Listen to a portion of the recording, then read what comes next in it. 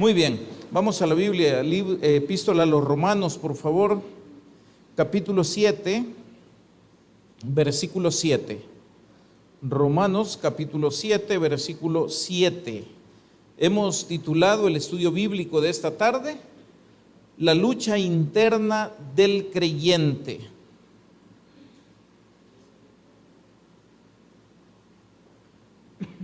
¿Cuántos de los que están aquí el día de hoy tienen alguna lucha por ahí que hay que vencer?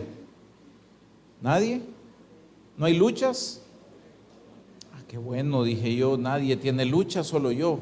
Pero bueno, leemos la palabra de nuestro Dios, lo hacemos en el nombre del Padre, y del Hijo, y del Espíritu Santo. Dice la Biblia: ¿qué diremos pues?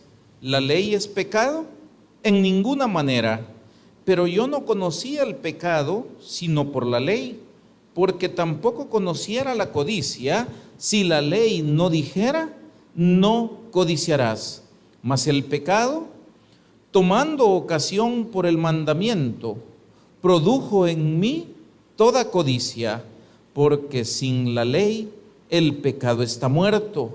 Y yo sin la ley vivía en un tiempo, pero venido el mandamiento, el pecado revivió y yo morí. Y hallé que el mismo mandamiento que era para vida, a mí me resultó para muerte, porque el pecado, tomando ocasión por el mandamiento, me engañó y por él me mató. De manera que la ley, a la verdad, es santa, y el mandamiento santo, justo y bueno. Leemos hasta ahí y oramos. Padre, te damos gracias, mi Dios, en esta tarde. Gracias por tu amor, bondad, misericordia, por todo lo que cada día tú haces, Señor, en nuestra vida. Hoy queremos pedirte que nos guíes en este estudio bíblico y que sea tu Espíritu Santo quien nos conduzca a toda verdad. Toma control de lo que se diga, porque todo te lo pedimos en el nombre glorioso de Jesús. Amén y amén. Muy bien, mis hermanos, pueden sentarse. En esta ocasión vamos a hablar de un tema que es un poquito complicado, es un tema bastante controversial, por cierto, en los institutos o seminarios de teología, dado que hay un montón de posturas o de pensamientos de la gente con relación a la parte de la Biblia que acabamos de leer. Y la pregunta central de esa discusión es: lo que está describiendo el apóstol Pablo en este momento, ¿es antes de ser cristiano o ya cuando era cristiano? ¿Por qué se entra en esta discusión? Porque más adelante vamos a leer cuando el apóstol Pablo expresa de esta manera, diciendo: miserable de mí. Más adelante también dice de repente el apóstol Pablo que él quiere hacer lo bueno, pero no puede hacer lo bueno. ¿Por qué? Porque hay una fuerza en él, una ley que se llama la ley del pecado, que no lo deja hacer lo que él quiere. ¿Estamos aquí? Entonces, la discusión es: ¿será que un cristiano verdaderamente puede tener este tipo de lucha? ¿Será que al día de hoy todos aquellos que hemos recibido a Cristo como Señor y Salvador de nuestra vida y hemos sido ya perdonados y limpiados de pecado, podemos tener este tipo de conflicto interno? ¿O será que simple y sencillamente podemos decir: ya hemos vencido, la sangre de Cristo nos limpió de todo pecado, ya no tenemos ningún conflicto en nosotros? A la verdad, creo yo, dejando a un lado cualquier opinión teológica, creo que podemos irnos a la práctica y a la experiencia que hemos vivido cada uno de nosotros. Y esta, lo que nos ha demostrado es que los cristianos constantemente vivimos en una lucha. Pero esa lucha no es como muchas veces la gente lo ha llegado a determinar o a enseñar. A veces la gente dice que la lucha que nosotros tenemos de manera permanente es contra el diablo, ¿verdad? Y muchos creen que esa lucha se puede vencer si nosotros comenzamos a gritar, a hacer ese tipo de cosas, cuando la verdad es que la lucha que nosotros tenemos no es hacia afuera, sino hacia adentro primero. Porque el que no cambia lo de adentro no puede cambiar lo de afuera. Yo no puedo decir que voy a dejar, por ejemplo, de fumar si yo fumara. Yo no puedo decir que voy a dejar de fumar si antes no me he convencido que no debo hacerlo. ¿Estamos aquí? Entonces, la primera lucha que nosotros debemos librar es la interna. Yo no puedo decir que voy a dejar de ser vago si al final estoy muriéndome de ganas de andar para arriba y para abajo, ¿verdad? Entonces, tengo primero que controlar internamente este tipo de deseos, pensamientos, sentimientos, emociones, que son los que me llevan a actuar de una u otra manera. El apóstol entonces lo que hace en esta porción de la Biblia es describir una situación que generalmente viven todos los cristianos, porque todos en algún momento, mis hermanos, hemos recibido algún tipo de tentación o no. Sí, ¿verdad? Ahora bien, ¿qué es la tentación? Quiero recordarle, porque esto a veces lo vemos desde una perspectiva bastante simplista también. La tentación, mis hermanos, ¿quién manda la tentación? ¿El enemigo? ¿Será que el diablo anda ahí con algún banderín ahí, verdad, para decirnos, hey, por aquí? La Biblia describe el proceso de la tentación, y el gran problema de la tentación no necesariamente es el diablo. El gran problema de la tentación y del pecado es nuestro corazón. ¿Estamos aquí? Entonces, ¿de dónde viene la tentación, mis hermanos? Viene del corazón, viene de nosotros mismos. La Biblia lo describe, y cuando tenga tiempo léalo ahí en la epístola de Santiago. ¿Se acuerdan ustedes qué es lo que dice ahí? Que cada quien es seducido cuando de su propia concupiscencia es atraído. Ok, entonces me está diciendo, el problema no está afuera. El problema, ¿dónde está? Está adentro. ¿Qué decía el Señor Jesús de esto? Que del corazón del hombre provienen todas las cosas. Y decía que el hombre de buen corazón, del buen tesoro que hay en su corazón, saca cosas buenas. Pero el que tiene mal corazón, de ese mal corazón, saca cosas malas. Y luego él explicaba que de la abundancia del corazón habla la boca. ¿Estamos aquí? Entonces, nos resulta bien fácil a nosotros a veces decir, mire, es que el diablo, mire lo que me hizo, mire, me echó zancadilla. Y no estoy defendiéndolo, por supuesto. No, lo que le estoy diciendo es que para podernos proteger de la influencia del diablo, para no ser vencidos por el poder o la ley del pecado, necesitamos nosotros reconocer que tenemos una lucha interna y que debemos trabajar en nosotros mismos. ¿Estamos aquí, mis hermanos? Lo primero entonces que es que debemos reconocer que hay un problema en nosotros, y ese problema es el que tenemos que resolver para que finalmente el pecado no se apodere de nuestros deseos. Esa es la lucha permanente que tiene todo cristiano. Dice el apóstol en lo que acabamos de leer, yo no conocí el pecado sino por la ley. Entonces lo que le quiero comentar aquí es, ¿qué es la ley de Dios? Y estos son temas bien interesantes. Viene mucha gente y dice, estos son todos los mandamientos que las personas tienen que cumplir para poder ser salvos. ¿Cuántos dicen que es verdad esto? No es así. ¿Por qué no es así?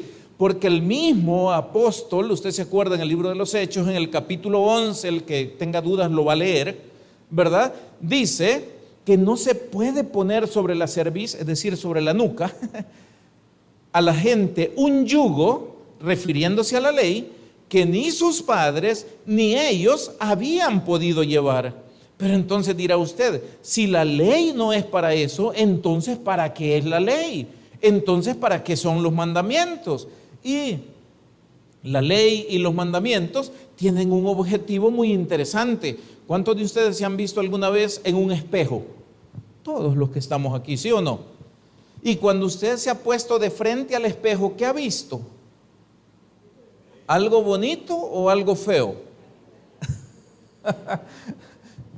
Ay, qué mechuda ando, dicen algunas, ¿verdad? Cuando se ponen frente al espejo. Amén. Y otra dice, ¿verdad? No sé aquí. Hablo más a las mujeres porque hay más mujeres, mire. Bueno, y se queda bien. Ay, Dios mío, me salió una pata de chumpe. No, ¿de qué es? Una pata de gallo. Ya tengo una pata de gallo por aquí. Ya tengo otra por el otro lado. Ya tengo alguna que otra arruga, ¿verdad? Pero la pregunta es esta. Cuando usted se pone frente a ese espejo y se ve mechuda, con la pata de gallo o con lo que sea, ¿ese espejo puede arreglarle el pelo? ¿Puede estirarle el pellejito de la cara?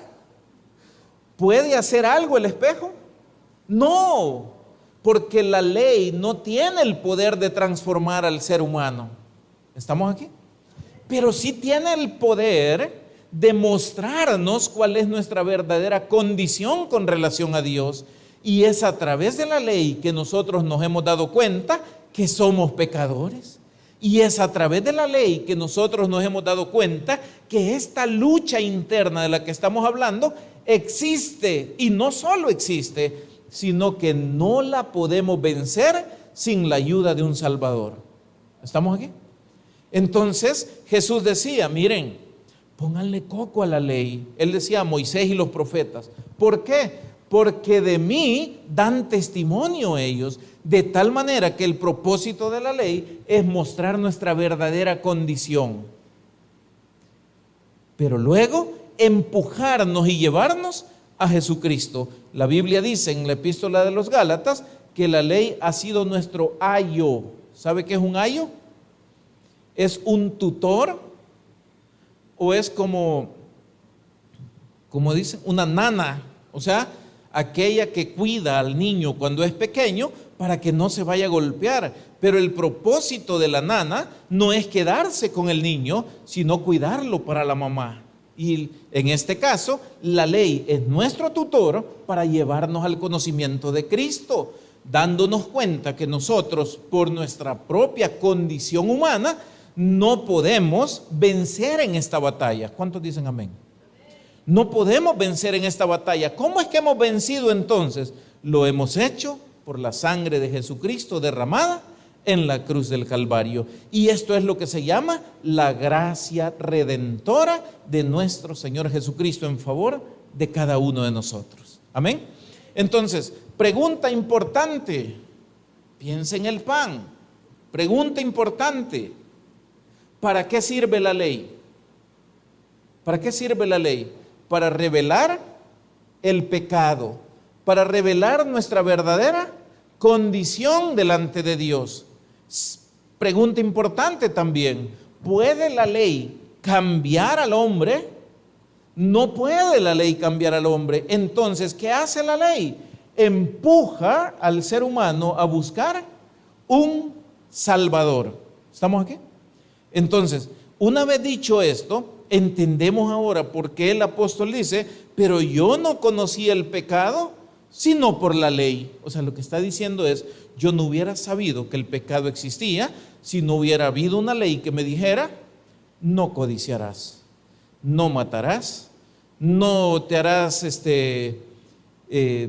dioses o imágenes de lo que está en el cielo, en la tierra, debajo de la tierra o donde sea. O sea, yo no hubiera sabido que esas cosas eran pecado. Pero entonces, nosotros es a través de la ley que nos damos cuenta de la gravedad que tiene el pecado. Pero el pecado es algo terrible también, porque acabamos de leer hace un momento que el pecado, tomando ocasión por el mandamiento, vino y de alguna manera como que le da vuelta a las cosas, ¿verdad? Y eso lo podemos comprobar en la práctica. ¿Se acuerda usted de esto que le voy a decir en este momento? ¿Qué pasa cuando a alguien le dicen que hay algo que no puede hacer o que no debe hacer?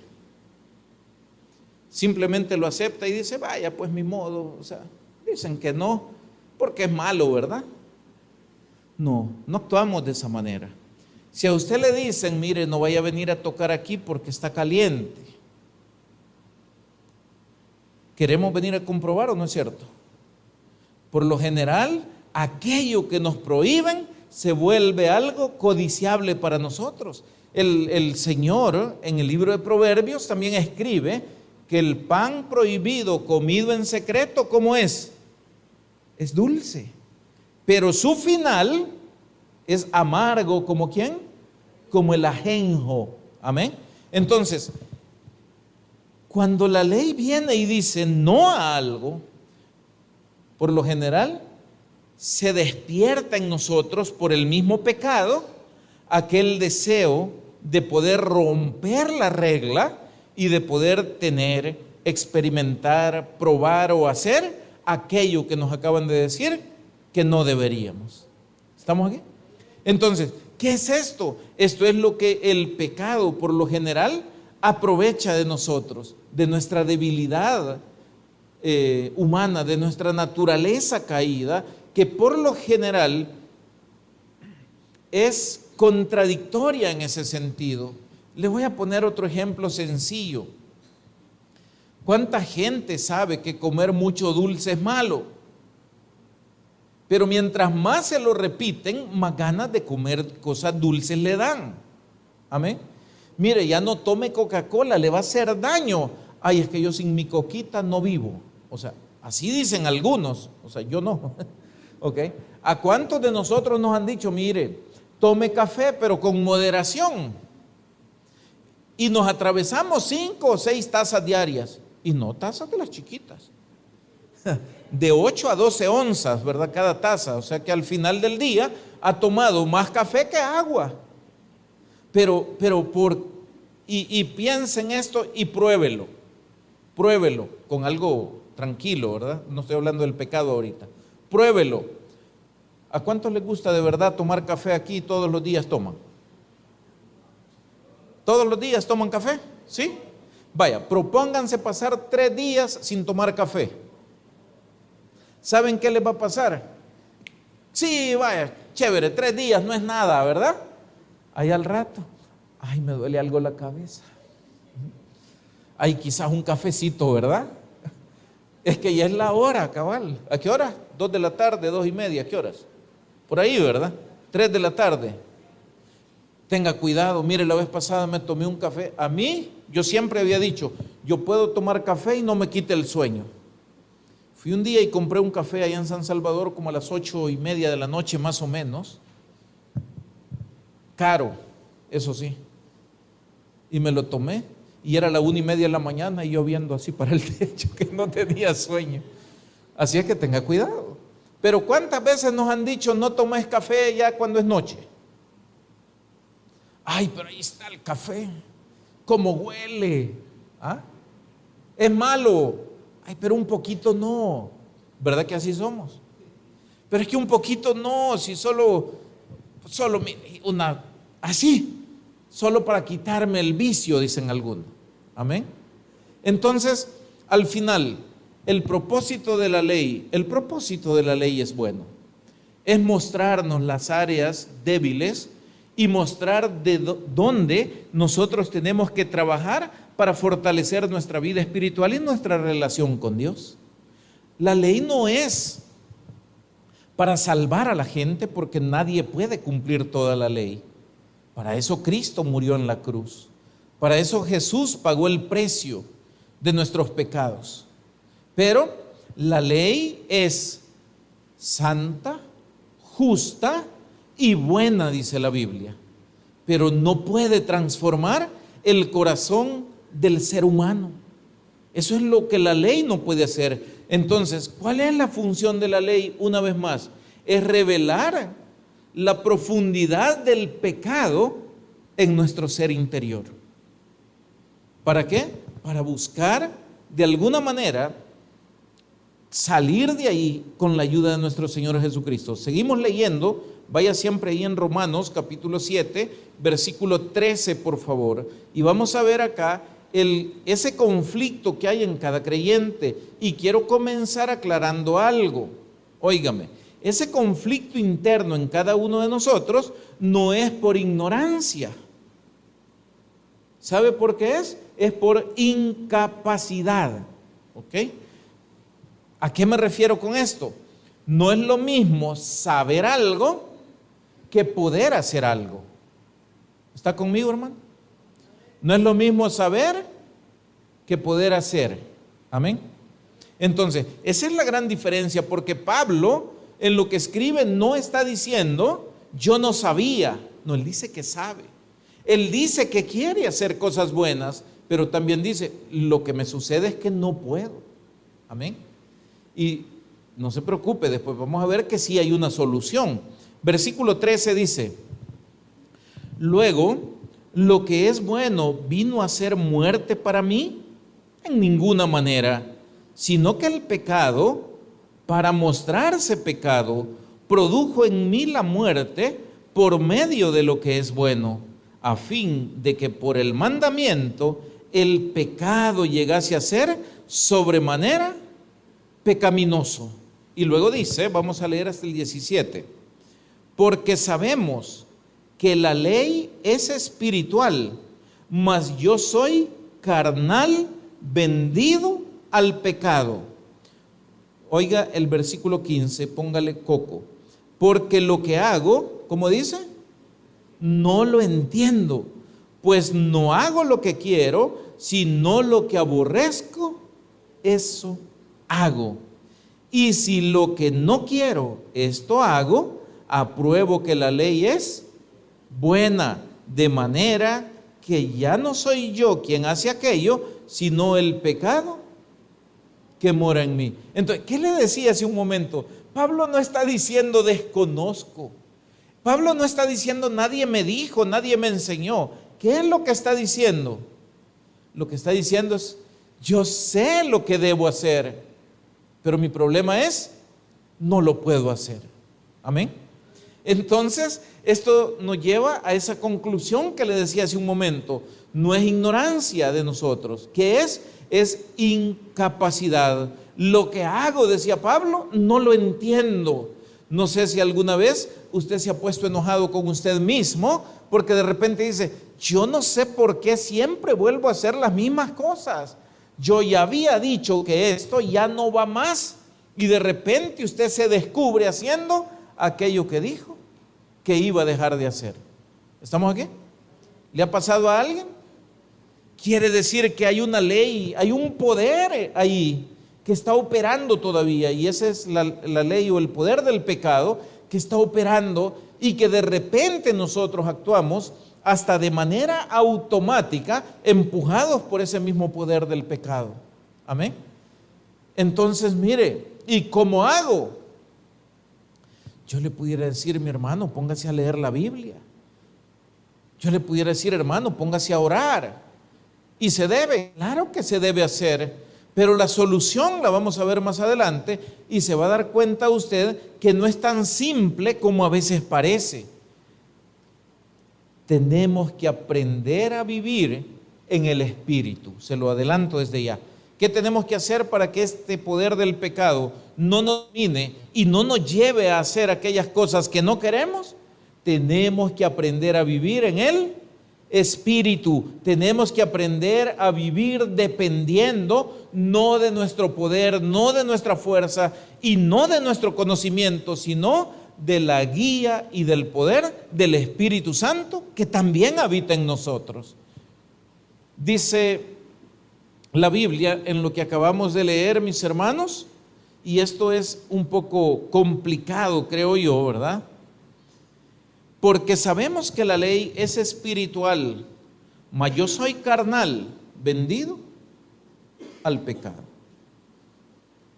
Pablo está exponiendo una realidad dura, una realidad triste, por cierto. Si usted se pone a pensar y recuerda otras partes de la Biblia, como por ejemplo la primera epístola a los Corintios, ¿cuántos se acuerdan? ¿Qué le dice Pablo a los Corintios en los primeros capítulos? Les está diciendo, miren, ustedes actúan como que son niños espiritualmente hablando. Amén. Son carnales ustedes. ¿Por qué? Porque, miren, entre ustedes hay división. Uno dice, yo soy de Apolos. Otro dice, yo soy de Pablo. Pero al final, dice el mismo apóstol, el que murió en la cruz no fue ni Apolos ni Pablo. Fue el Señor Jesús el que murió allá. Todos somos de Jesús, pero ustedes actúan como carnales, como niños espiritualmente, porque entre ustedes hay pleitos, divisiones y todo ese tipo de cosas. ¿Estamos aquí? Entonces, alguien diría, pero mire, lo que esperamos siempre es lo mejor de cada ser humano una vez que recibe a Cristo. Claro, eso es lo que esperamos y esa es la lucha que nosotros tenemos. ¿Cuál es nuestra lucha, mi hermano? Que ya no nos domina el pecado, que podamos dar fruto y que ese fruto glorifique a Dios nuestro Padre. ¿Está aquí conmigo, hermano? Entonces, este es el reto que nosotros tenemos el día de hoy. El pecado mora en nosotros todavía hasta que lleguemos a la presencia de nuestro Señor Jesucristo. Cuando Cristo venga por su iglesia, ¿cuántos están esperando al Señor? ¿Y los demás? Se van a quedar. Ahí me cuentan quién es el anticristo. Estamos esperando que venga el Señor y cuando el Señor venga, ¿qué es lo que va a suceder? Los muertos en Cristo resucitarán primero, pero los que hayamos quedado, dice el apóstol Pablo, seremos arrebatados y luego seremos transformados en un abrir y cerrar de ojos. Amén. Pero esa transformación, ¿qué es lo que implica? Implica que este cuerpo carnal, vendido al pecado, como lo acabamos de leer ahí, ya nunca más estará en relación con el pecado. Significa que la transformación del cuerpo, cuando Cristo venga por nosotros, significa que toda aquella naturaleza pecaminosa que ha estado operando en nosotros será totalmente quitada. ¿Y cómo seremos? Seremos como Él es, porque le veremos, eso dice la Biblia. ¿Estamos aquí? Entonces, la solución del pecado es Cristo. La solución del poder del pecado en la vida del cristiano es vivir en el Espíritu. Pero ¿qué es lo que nos pasa muchas veces? Es que no queremos vivir conforme al Espíritu. Es que queremos los beneficios del Espíritu. Queremos la bendición de Dios, pero no queremos hacer lo que Dios dice. Vivir en el Espíritu es vivir en obediencia a Dios. Vivir en el Espíritu es vivir en fe, confiando en lo que Cristo hizo por nosotros en la cruz, en lo que Cristo está haciendo hoy por nosotros y en lo que Cristo seguirá haciendo una vez nos vayamos con Él. Eso es vivir en fe. Y esta vida de fe nos mete a vivir bajo la guía, bajo la protección y bajo el consuelo del Espíritu de Dios. Y esta es la única manera en la que nosotros podemos verdaderamente vencer esa ley que mora en nosotros, como lo describe el apóstol Pablo. Versículo 18, búsquelo por favor, vamos a continuar ahí. Y dice, versículo 18, y yo sé que en mí, esto es, en mi carne, si quiere le cambia y le pone usted en mi cuerpo, dice, no mora el bien, porque el querer el bien está en mí. Pero ¿qué es lo que no está? Les voy a hacer una pregunta sencilla. ¿Cuántos quieren agradar a Dios? ¿Lo estamos haciendo bien? ¿Siempre lo estamos haciendo bien? De repente parece que no, ¿verdad? Le voy a preguntar algo. ¿Alguna vez usted se ha descubierto haciendo algo que sabe que a Dios le desagrada? Y volvemos a lo que le decía hace un momento y de repente decimos, ay, otra vez, y como dicen aquí, otra vez la burra al trigo, ¿verdad? Otra vez yo a lo mismo, qué barbaridad. Y algunos se decepcionan y creen que la solución es irse de la iglesia. ¿Y cuál es la solución?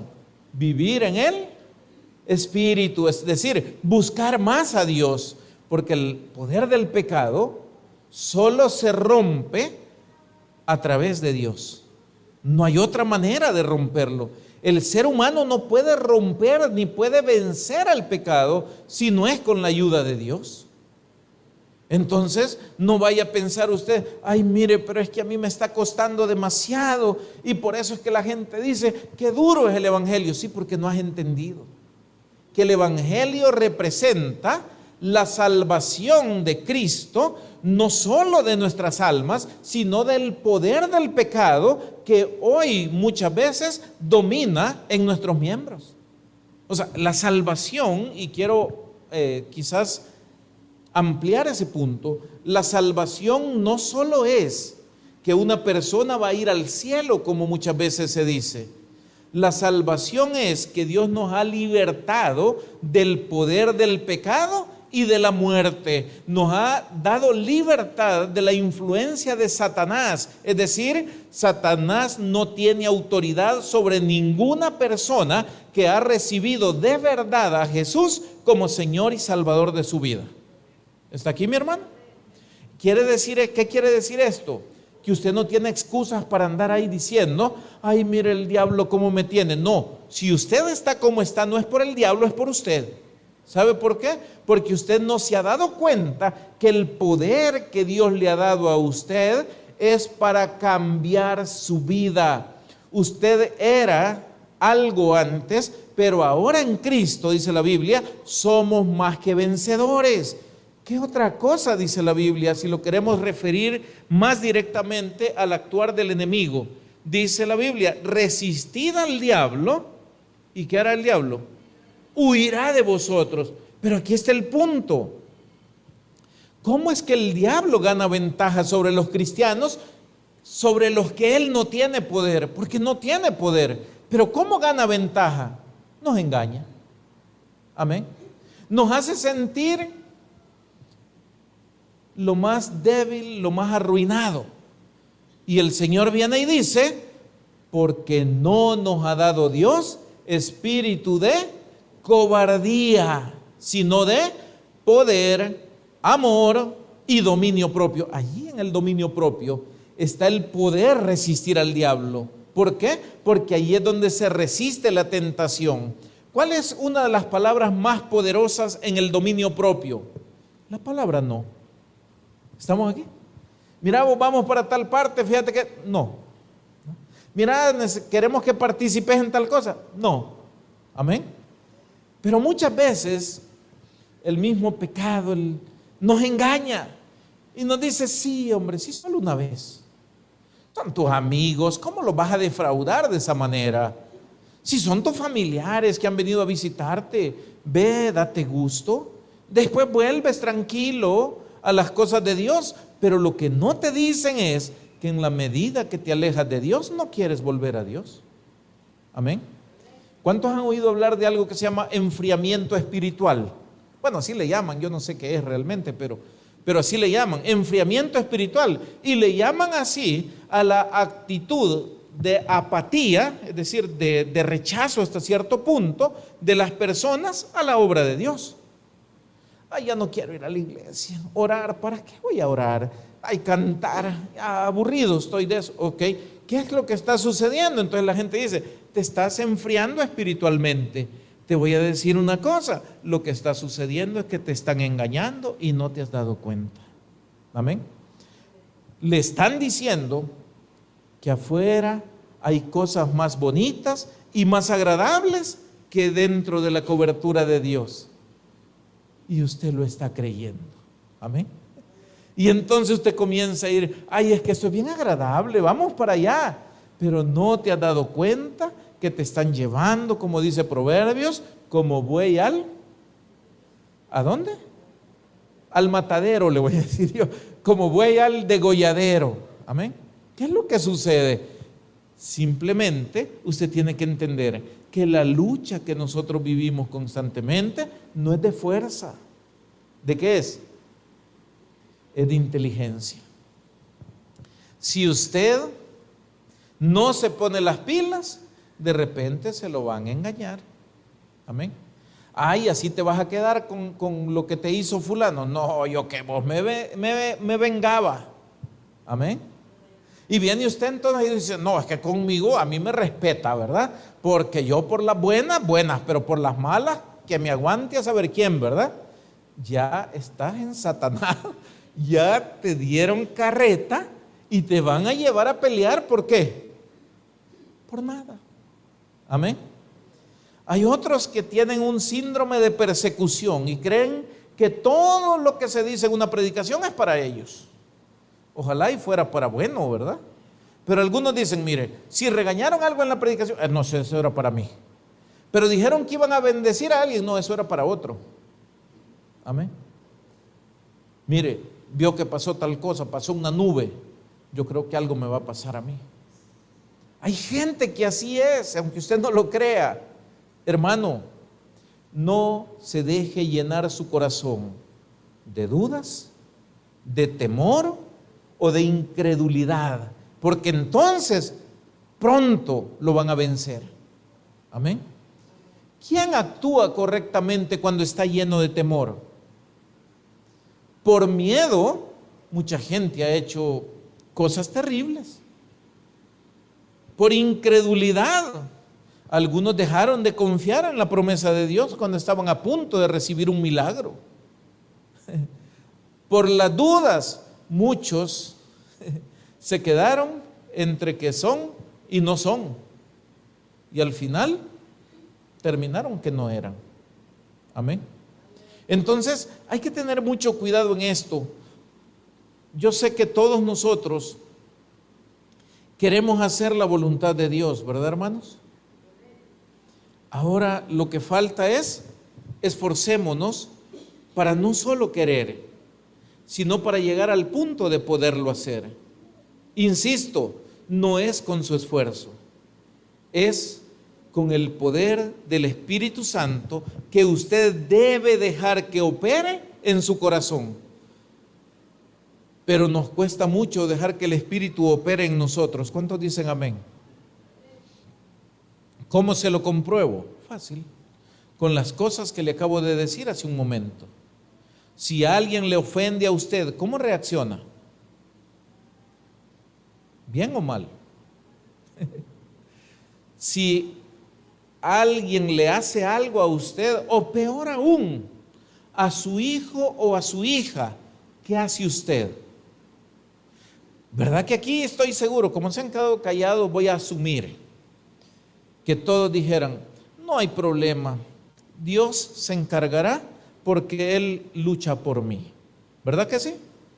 O va y saca el corvo. Si va y saca el corvo, usted no está siendo guiado por el Espíritu Santo. Amén. Porque el que está siendo guiado por el Espíritu Santo sabe que tiene Dios que cuida y que deja que cosas sucedan a veces con un propósito, aún las más difíciles. Pero eso cuesta. Eso estoy más que seguro que a la mayoría de nosotros nos cuesta ser guiados por el Espíritu, principalmente en esas cosas. ¿Saben ustedes que a Dios le gusta que nosotros seamos gente generosa, bondadosa? ¿Sí o no? ¿Sí? ¿Qué tan dispuestos estamos a sacrificar algo nuestro por otro o por otra persona? ¿Estaremos dispuestos? Estas son las cosas que el Espíritu Santo hace en nosotros. Nos impulsa. Hey, deja el pleito, busca la reconciliación. Amén. ¿Sí? Hey, deja el egoísmo, sé de bendición a otras personas. Y comenzamos muchas veces nosotros a chocar con esto. ¿Por qué? Porque no queremos darle espacio al Espíritu Santo para que trabaje en nosotros. Amén. ¿Cuántos de los que están aquí se consideran mecha corta? Ya sabe qué es eso, ¿verdad? ¿Cuántos no tienen mecha? Están peores. Ok. Hay gente que dice, no, es que yo soy muy enojado, yo así soy y así voy a ser siempre. Amén. Pero los hijos de Dios, dice la Biblia, que son aquellos pacificadores. Bienaventurados los pacificadores, porque ellos serán llamados hijos de Dios. Amén. ¿A cuánto les gusta el pleito? ¿Y el chisme? Amén. Ay, que el chisme es tan bueno que va. Ay, Dios. Pero ¿qué dice la Biblia? Cuidado con eso, porque a Él no le gusta el falso testimonio. Amén. Y a veces afirmamos lo que nosotros no hemos visto, no nos consta.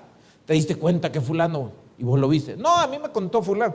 ¿Y por qué lo andás repitiendo si no te consta? Amén.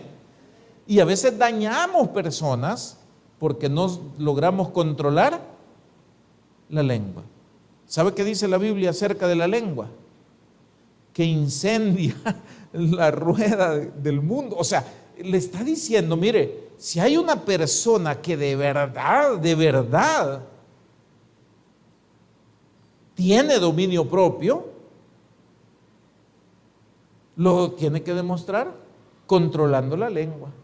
¿Y sabe qué es lo más difícil de hacer en la vida? Eso, controlar la lengua es lo más difícil que hay en la vida, creo yo. Porque de repente, ¿verdad que siempre se nos salen cosas? De repente estamos tranquilos y usted dice, no, hoy no voy a decir nada, hoy no. No, ya reventé y ahorita me oyen. ¿Ah? Ya, ahí va la lengua. Usted dice, no, vi tal cosa, pero me voy a quedar callado, hoy tranquilo, ¿verdad? Viene alguien y le dice, mira, ¿y qué tal con fulano de tal? Y que no, todo tranquilo. Es que a mí me contaron algo. ¿Qué te contaron? Ah, tal cosa. No, hombre, si eso no es nada. Ya se le soltó la lengua también, ¿verdad? Vieras lo que sabía yo, ¿verdad? Y comenzamos. Entonces, el pecado se aprovecha de todas estas cosas y nos lleva, ¿a dónde? A hacer lo que no queremos. Queremos agradar a Dios y a veces nos cuesta muchísimo. Pero, ¿qué hay que hacer, hermano? Dice la Biblia en Romanos capítulo 8, versículo 1, si quiere lo busca por ahí para que lo leamos juntos y vea usted, porque le cuento, la Biblia originalmente no está dividida en capítulos y versículos, ¿verdad? Es un solo texto todo. Romanos 8:1, ¿ya lo encontró, mi hermano? ¿Qué dice? Ahora pues, ninguna condenación hay. ¿Para quiénes? Para los que están en Cristo Jesús. Voy a detenerme ahí. Va, ojo, ¿cuántos hijos de Dios hay aquí? ¿Qué dice ahí? ¿Cuánta condenación hay? ¿Cuánta? Ninguna. Y está acabando el apóstol Pablo de describir una situación terrible de la lucha interna que él tiene con el poder del pecado. Y donde él está diciendo, lo que quiero hacer, no lo hago. Lo que hago no lo entiendo, pero ahora una cosa sé. Sé que ninguna condenación hay, a pesar de la debilidad. Ninguna condenación hay para los que están en Cristo. Pero luego dice algo más, ¿verdad? ¿Quiénes son los que están en Cristo? ¿Qué deben hacer más bien los que están en Cristo para poder romper con esa ley del pecado? Y dice después, los que no andan conforme a la carne, sino conforme al Espíritu. Amén. Y el versículo 2, ¿qué dice? ¿Alguien me ayuda? ¿Está proyectado? ¿Qué dice el versículo 2? Porque la ley del Espíritu de vida en Cristo Jesús nos ha ¿qué? Librado. Dígale al que está a la par, ya lo libraron. Ya lo libraron. ¿De qué lo libraron? ¿De qué dice ahí? ¿De qué? De la ley del pecado y de la muerte. Amén. Pero entonces, ¿qué hay que hacer? Hay que estar en el Espíritu, porque el Espíritu de vida en Cristo Jesús nos ha librado, ojo, no nos va a librar, nos ha librado tiempo pasado. ¿Cuándo sucedió eso? Cuando usted recibió a Jesús como Señor y Salvador de su vida. ¿Qué hizo el Espíritu? Nos dio vida, nos libró del pecado, reservó un lugar para nosotros en el cielo y nos hizo hijos de Dios. Y como hijos, también herederos. ¿Qué juicio esperamos? Ninguno, porque ninguna condenación hay para los que están en Cristo Jesús. Solo que, ojo, los que no andan conforme a la carne, sino conforme al Espíritu. Entonces la clave es, mire, me siento atrapado, me siento impotente con aquellas cosas buenas que yo quiero hacer. ¿Qué falta? Más del Espíritu. Amén. Más del Espíritu. ¿Y cómo me lleno más del Espíritu? Hermano, simple, acérquese cada vez más a Dios. ¿Cómo me acerco a Dios? Lea su Biblia, ore, congréguese, sirva en la iglesia y busque estar el mayor tiempo posible en contacto con las cosas de Dios. Eso da fuerza, aunque usted no lo crea. Eso libra a muchas personas de muchos problemas y de muchas adicciones que a veces tenemos. Estas cosas son buenas y son importantes para nosotros. Lo más grande, ya Cristo lo hizo en la cruz y nos dio de su Espíritu para que en Él sigamos siendo más que vencedores. Démosle al Señor un fuerte aplauso.